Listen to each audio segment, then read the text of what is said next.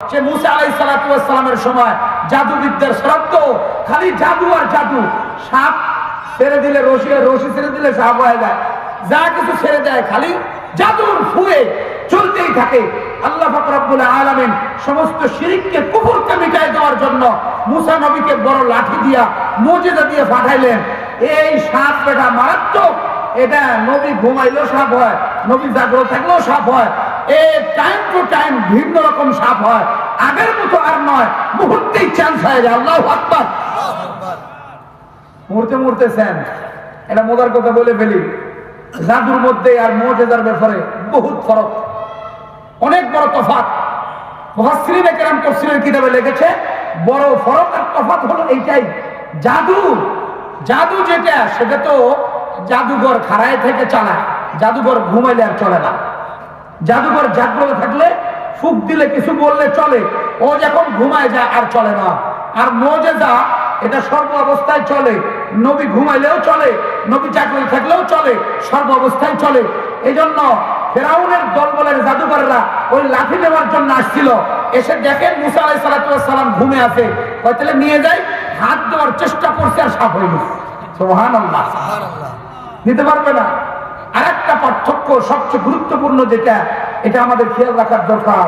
দেখেন নবী করিম সাল্লাল্লাহু আলাইহি ওয়াসাল্লামের হাদিস এসেছে মুসনাদে আহমদের মধ্যে, এখানে ইউসুফ আলাইহিস সালাতু ওয়াস সালামকে যে পোশাক পরানো হয়েছিল সে পোশাকের বর্ণনায় মুহাদ্দিসিনে কেরাম ব্যাখ্যায় লিখেছেন যেটা মুজিজা সেটা জায়গা অনুপাতে চেঞ্জ হয়, যেটা মুজিজা সেটা পরিবেশ পরিস্থিতি সব হিসাব করে সব জায়গায় ফিট হয়, কোন জায়গায় আনফিট না।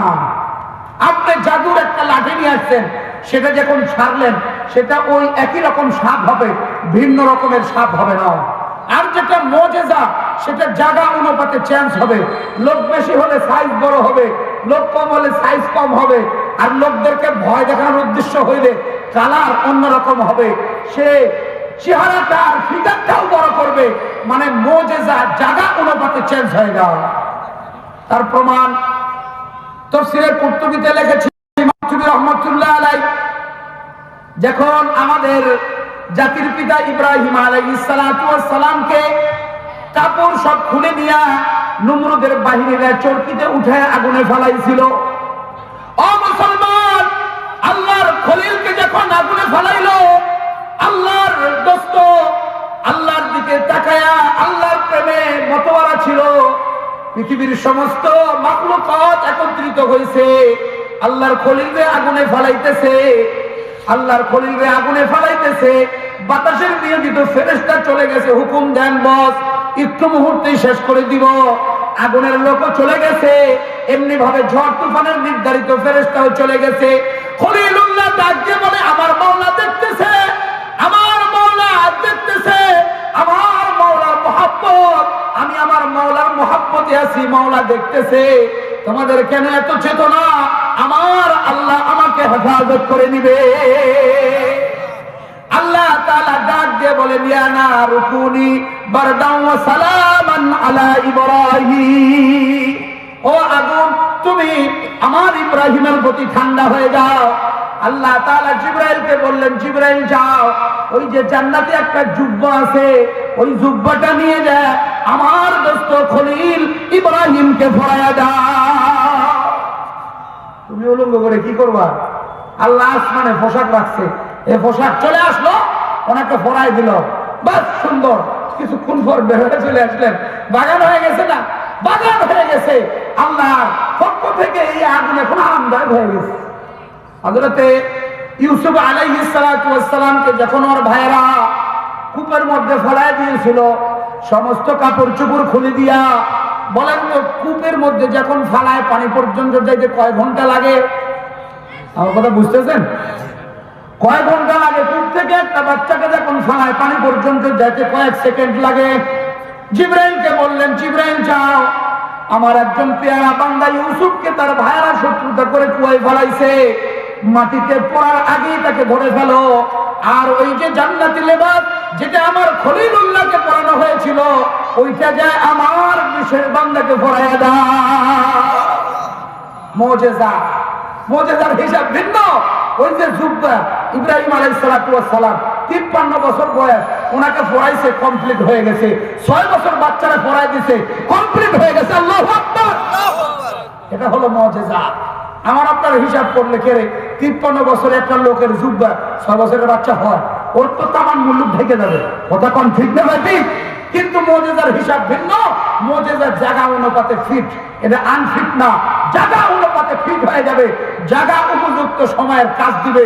কিন্তু জাদু এটা একরকমই থাকে, এটা চেঞ্জ হয় না। এই জন্য আমাদেরকে দেখলে ছোটকালে যখন বাজারে ঘাটে অনেক জায়গায় জাদু করতো, অনেক জায়গায় সাপ খেলা দেখাইতো, বালু দিয়ে মুড়ি বানাইতো, মিষ্টি বানাইতো, টাকা বানাইতো, তো হুজুরদের দেখলে বলতো, হুজুর কিছু করিয়েন না, সূরা ইখলাস 3 বার পড়লে সব বন্ধ হয়ে যাবে। কি কথা ঠিক না ভাই? ঠিক। সূরা ইখলাস যদি 3 বার পড়ে দেন সব বন্ধ হয়ে যাবে। এজন্য তারা বলে, হুজুর কিছু করিয়েন না, পেটের দায় আইছি।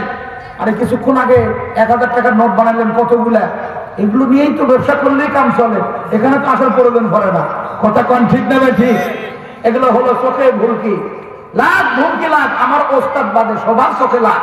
এই তো আপনাকে দাগ দিয়েছে না, দাগের ভিতরে ঢুকে গেছেন, চলতে আছে জাদু, দাগ থেকে বের হয়ে গেলে আর কিছুই নাই। কথা কোন ঠিক না ভাই? ঠিক।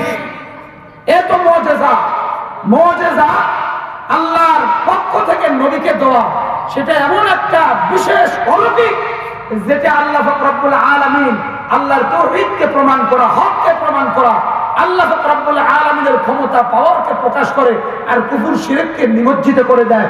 এটা আল্লাহ তাআলা যুগে যুগে যেভাবে শিরক আসতো সেভাবে হক দিয়ে এটাকে প্রতিহত করতেন, যেভাবে কুফর আসতো আল্লাহ তাআলা হক দিয়ে ওটাকে বাতিল এবং প্রত্যাখ্যান করতেন। বলেন সুবহানাল্লাহ। আল্লাহ তাআলা এটাই সিস্টেম। ওই সময়কার নিয়ম ছিল, কুকুর সব বড় লোকেরা নিয়ে থাকতো, এটা নিরাপত্তা। কুকুর দেখলে মনে করতো এটা খুব ভেয়েছিল, কুকুর নিয়ে এসে নিরাপত্তা দিতে। কিন্তু ভাই, কুকুরের অনেক বড় গুণাগুণ আছে। তাফসীরে মাদারিতে লিখেছে যে কুকুরের কিছু গুণ আছে, যে গুণগুলো ইমানদারের ভিতরে থাকে। আল্লাহু আকবার। ইমানদারের ভিতরে থাকে এই দামি গুণগুলো, সবচেয়ে গুরুত্বপূর্ণ গুণ, যেটা একজন ইমানদার মুত্তাকি ব্যক্তির ভিতরে থাকে। কুকুর এগুলো স্বভাব নিয়ে চলতে থাকে। কুকুর কনাআত, অল্প তুষ্টে, পরিতৃপ্ত। সে এক বেলা খায়, 1 সপ্তাহ পর্যন্ত চলে যায়, সুন্দর ঘুরতেছে, চলাফেরা করতেছে, ক্ষুধার যন্ত্রণা সে সহ্য করে। এটা একজন মুত্তাকি ব্যক্তি করে, ইমানদার ব্যক্তি করে।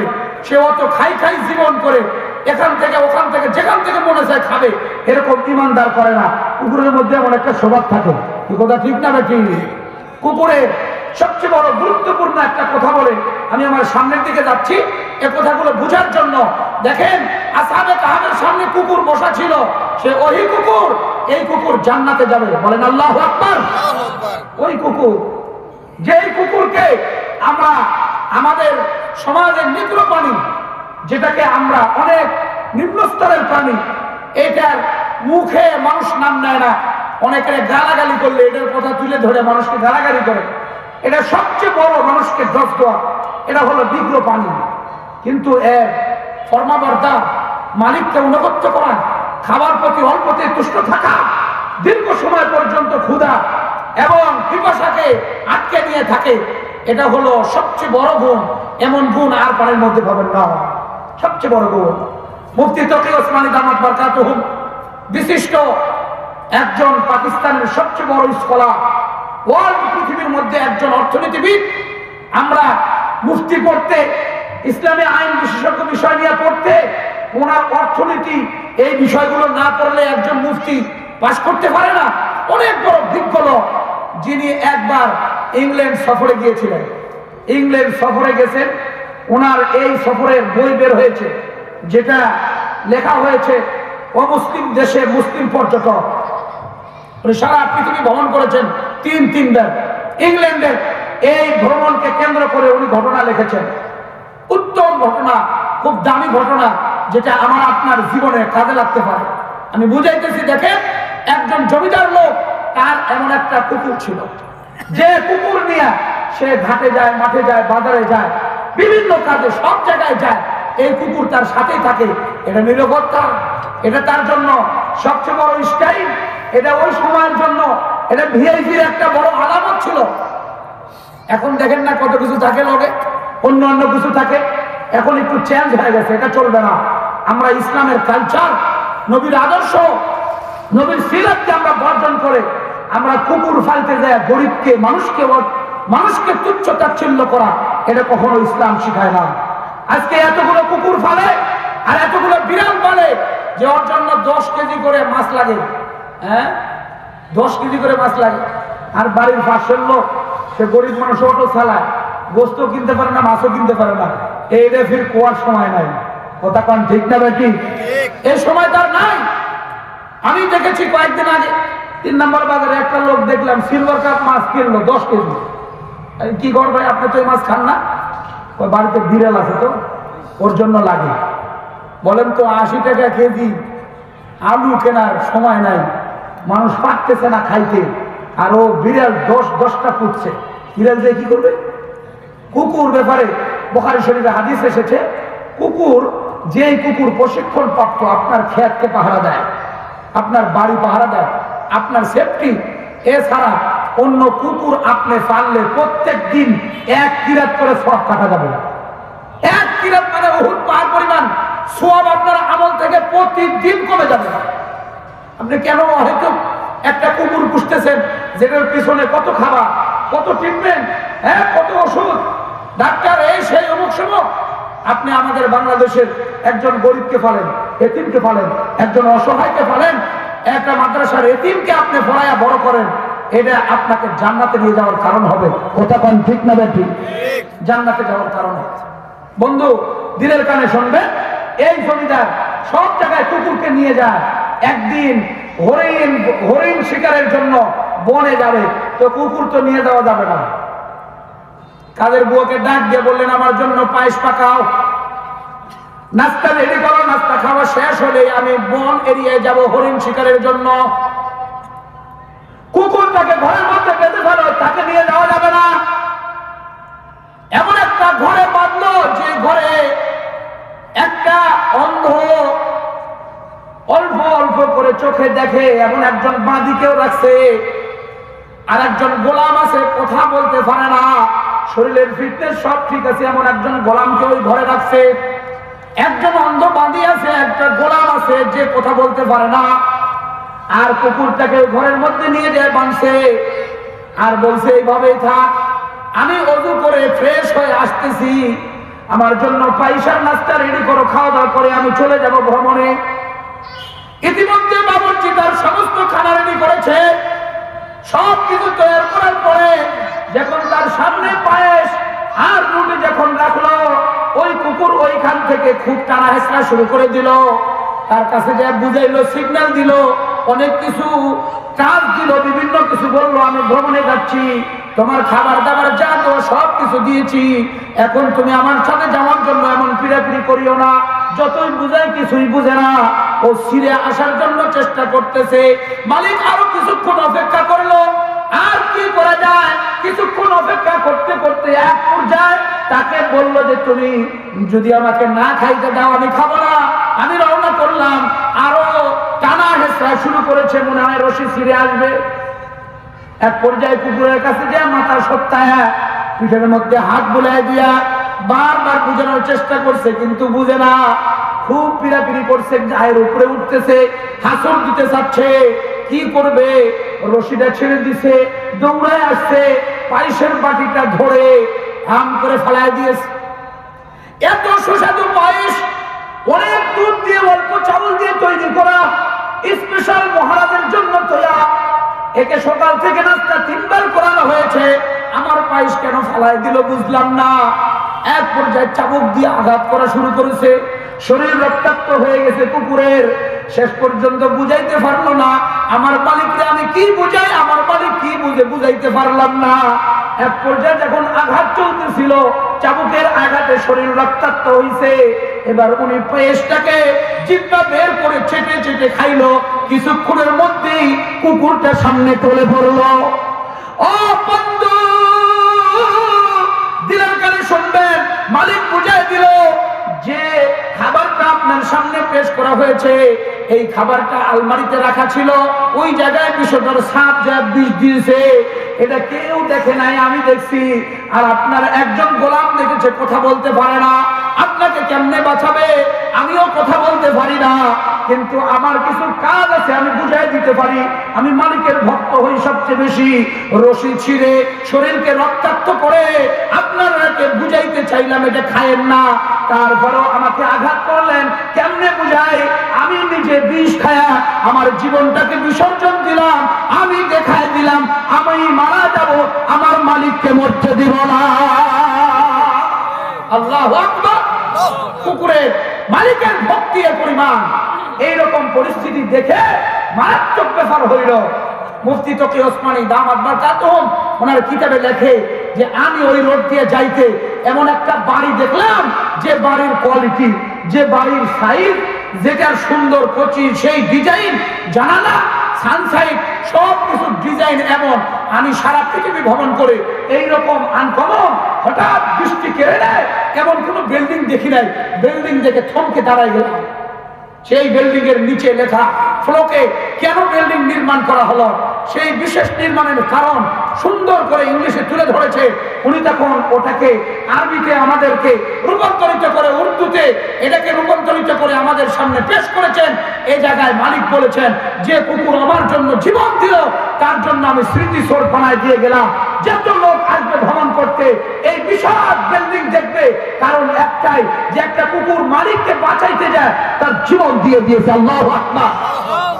ও মুসলমান, দিলের কানে শুনবেন, যদি একজন কুকুর তার মালিককে বাঁচাইতে যায়, জীবন দিয়ে দেয়, আর তার জন্য এই পৃথিবীর জমিনে একটা উন্নত বিল্ডিং যদি হইতে পারে, ও বন্ধু, তোমার আল্লাহর জন্য জীবন দিতে হবে না। আল্লাহ তাআলা টাইম টু টাইম আপনার জীবন নিয়ে নিবে। শুধু আপনি ঈমান তৈরি করেন, আমল তৈরি করেন, শিরিক মুক্ত জীবন বানান, বেদাত মুক্ত জীবন বানান। আপনার জীবনটাকে আমি ইসলাম দিয়ে সাজান, নবীর আদর্শ দিয়ে সাজান। যেই জায়গায় যান ইসলাম ছাড়া আর কিছু মানেন না, যেই জায়গায় যান নবীর আদর্শ ছাড়া বাহিরে চলেন না। যে জায়গায় যাবেন আমার আল্লাহর আওয়াজ হবে, যে জায়গায় যাবেন আল্লাহর দ্বীন কায়েম হবে। এমন করেই যদি আপনার জীবন সাজায় নেন, আল্লাহ বলেন, পৃথিবীর মালিক তো জমিনের মধ্যে একটা বাড়ি বানাইলো, আমি তোমার জন্য আখিরাতে বাড়ি বানাবো। ওই জীবন শুরু হবে, তার শেষ নাই। আর ওই বাড়ির কোয়ালিটি তোমার বর্ণনা করার ক্ষমতা না, ঠিক না বেঠি? তোমার ভাষা নাই আমার জান্নাতের বিবরণ বর্ণনা করা, তোমার ভাষা ঘুরায় যাবে। ভাষার বর্ণনার অতীত সেই বিল্ডিংকে আমি তৈরি করেছি, যেটা কখনো কান শুনে নাই, কখনো চোখ দেখে নাই, কখনো আপনার ব্রেন অতদূর কল্পনা করে নাই। ওই রকম উন্নত সাজানো। আল্লাহু আকবার। আল্লাহ পাক রব্বুল আলামিন আমাদের সেই মালিকের ইত্তেবা করে মুসলমান হয়ে কবরে যাওয়ার তৌফিক দান করেন। জোরে বলেন আমিন। আম হাসিবতা আন্না আসহাবাল কাহফি ওয়ার রাকিব কানু মিন আয়াতিনা আজাবা। আল্লাহ বলতেছেন, আসহাবে কাহফ এরা হলো আমার সবচেয়ে বড় নিদর্শন। আসহাবে কাহফ সবচেয়ে বড় আমার নিদর্শন। যারা আমার তাওহীদের আওয়াজ দিয়ে, যারা গুহায় যায় ঘুমানোর জন্য সমবেত হয়েছিল, পরের দিনের শপথ, আল্লাহর আওয়াজ বলন্দ করব, আর শিরিক করব না, আর কুফর করব না, এটা আমার নিদর্শন। আমি তাদেরকে এক ঘুমে 309 বছর নিয়ে গেছি। আল্লাহু আকবার। ইযা আবাল ফিদিয়াতু ইলাল কাফি ফাকালু রাব্বানা আতিনা মিন লাদুনকা রাহমাতান ওয়া হাইয়্যি লানা মিন আমরিনা রাশাদা। এই যুবকরা যখন গুহায় আশ্রয় নিল, মনোবাতে হাত উঠাইলো, মালিকের দরবারে ডাক দিয়ে দিল, রব্বানা আতিনা মিন লাদুনকা রাহমা, ও মালিক আপনার তরফ থেকে আমাদেরকে রহমত দেন। আপনার তরফ থেকে আমরা রহমতের আশাবাদী। আপনার রহমত ছাড়া ঈমান লয়ে এই চৌরাস্তায় একত্রিত হইতে পারি নাই। আপনার রহমত নিয়া এক একটা করে 7 জন, সাথে 8ম নাম্বার কুকুরও আপনার রহমত নিয়ে একত্রিত হয়েছি, এই গুহায় এসে গিয়েছি। ওয়া হাইয়্যি লানা মিন আমরিনা রাশাদা, আমাদের পথ আপনি সামনের জন্য খুলে দেন। সামনে কি হবে আপনি খুলে দেন, সামনের পথের জন্য, সামনের কর্মসূচি কি হবে আপনি আমাদের দেন। এখন আপনার রহমত চাই, বলেন আমরা রহমত চাই কি চাই না? আমরাও এখন রহমত চাই। আল্লাহ এদের আসহাবে কাহফের উত্তরসূরিরা, কলেজ, ভার্সিটি, মাদ্রাসার ছাত্ররা এই দেশ থেকে ফ্যাসিবাদকে দূর করে, দুর্নীতিবাদকে দূর করে আমাদের দেশ সেই বিশেষ নতুন করে আবার উপহার দিয়েছে। আল্লাহ এখন পথ চাই, আমাদের দেশে শান্তি ফিরাই দেন। জোরে বলেন আমিন। হে আল্লাহ আমাদের দেশে কোরআনী শাসন কায়েম করে দেন। জোরে বলেন আমিন। আরো জোরে বলেন আমিন। কেটা কেটা আমিন কয় না একটু দেখেন। আমার দেশে কোরআনী শাসন হোক, কে কে আমিন কয় না আপনার পাশে আমার পাশে, বুঝবেন এটা ওই দলের লোক। ওটা কোন ঠিক না বেশি? একটু হাতের উপরে মুঠ করেন তো। নারায়ে তাকবীর, নারায়ে তাকবীর। এই আওয়াজে তো আওয়ামী লীগই পালাবে না, শয়তান কেমনে পালাবে? নারায়ে তাকবীর। আলহামদুলিল্লাহ, কাজ হবে না, কাজ হবে না, অল্প লোক দিয়ে কাজ হবে ইনশাআল্লাহ। লোক অল্পই তো, ওই পৃথিবীর ওই সময়কার বড় শক্তি, বিশেষ শক্তি একদম থরথর করে কাঁপছে।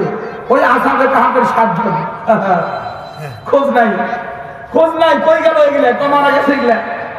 আমাদের মূর্তির বদদোয়া, আমাদের দেবীর বদদোয়া, এগুলো মারা গেছে। নাউযুবিল্লাহ, খোঁজ নাই, দেখেন না? হ্যাঁ, আল্লাহর মা শেষ রাত্রে পরে বাড়াইছে, মাঝখান দিয়ে চলে গেছে 7টা বাদশা অতিবাহিত হয়ে গেছে। 8ম নাম্বার বাদশা আসছে, এই বেটা দিনদার, অনেক বড় বুজুর্গ মুত্তাকি এই ব্যক্তি আসছে। এই আসার পরে শুধু ইসলামের কাজ, দ্বীনের কাজ, আল্লাহর জিকির আর মানুষের মাঝে ইস্তেগফারের চেতনা তৈরি করতেছিল। ইতিমধ্যেই ও বেটা ঘুম থেকে উঠছে, উঠে একজন আরেকজনের কইছে, রে খিদে লাগি গেছে রে, ঘুমটা বড় মজাই হয়েছে, এইবার যা ফুলবাড়ি বাস স্ট্যান্ডে যায় পরোটা রুটি লয়, গোস্ত দিয়ে লয়। বুঝেন নাই? ঘুম থেকে উঠছে তো কেবল, কয় বছর পর উঠছে জানে? ঘুম থেকে উঠছে, যাও এবার পরোটা রুটি নিয়ে আসো, এবার আমরা খাবো। 309 বছর পর উঠছে, টাকা যার কাছে যে পয়সা আছে ওটা নিয়ে বের করে দিছে।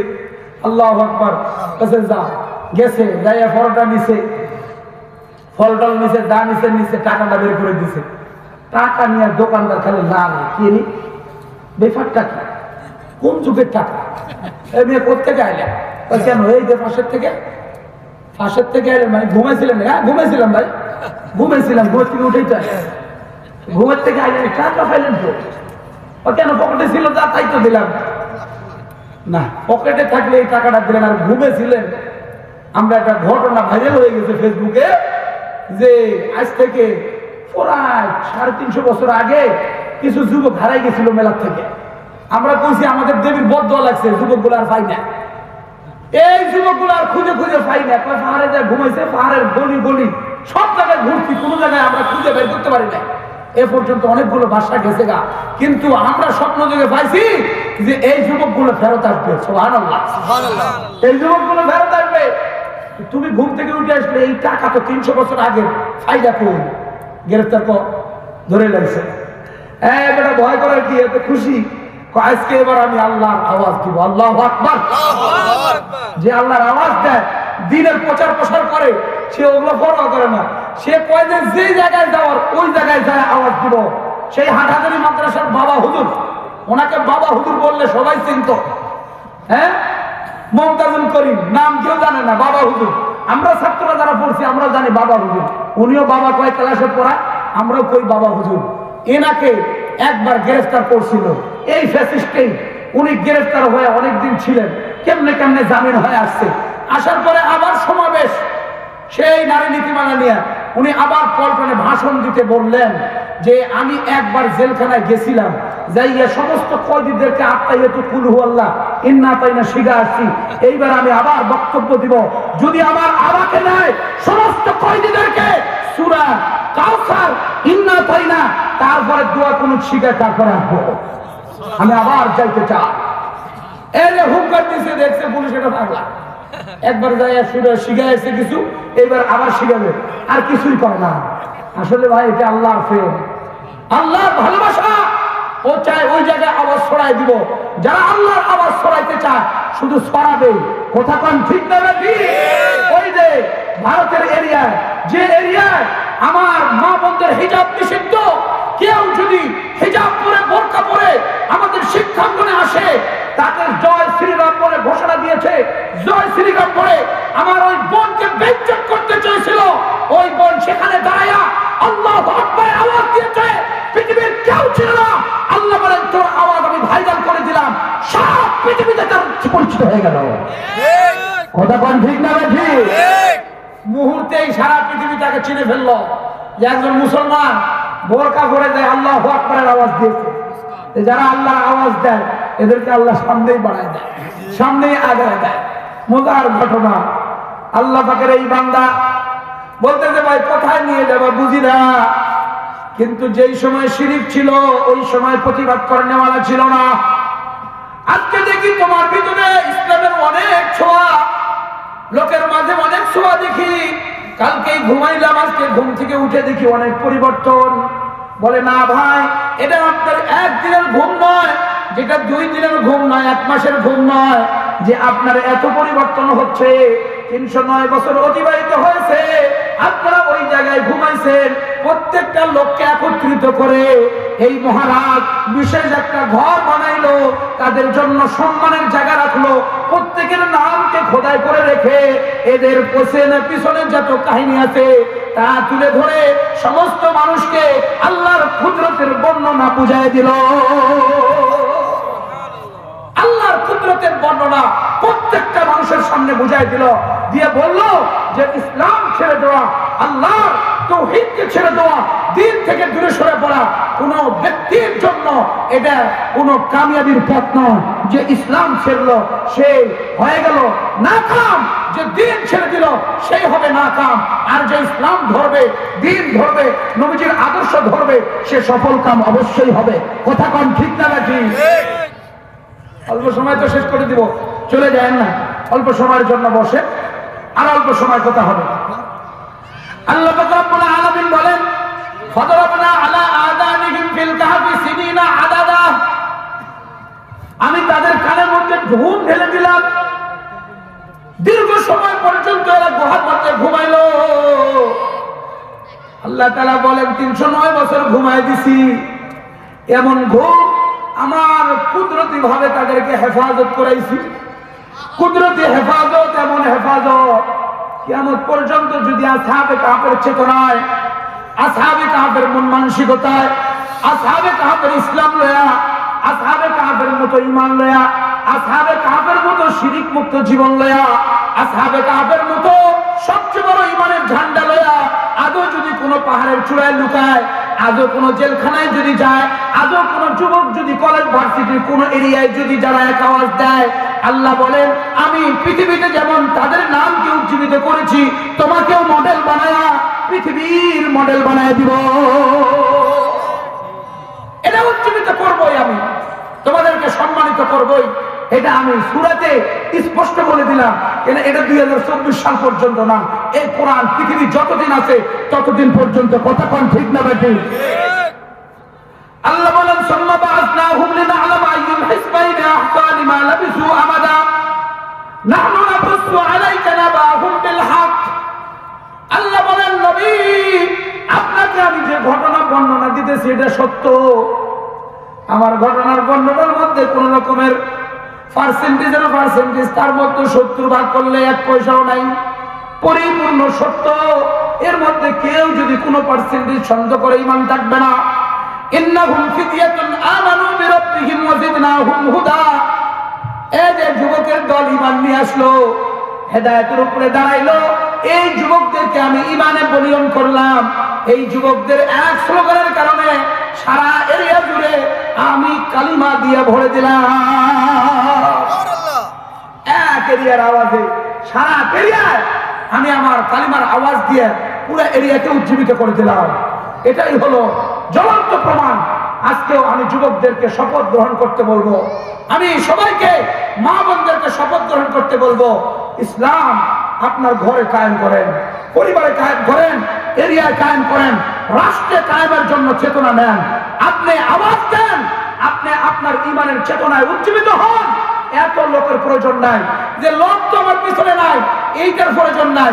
আল্লাহ যদি আপনাকে, আপনার আওয়াজকে কবুল করেন, আপনাকে কবুল করেন, তাহলে আপনার আওয়াজকে মিলিত করে এই পৃথিবীতে, সারা পৃথিবী জুড়ে ইসলামের আওয়াজকেই বন্ধ করবেন।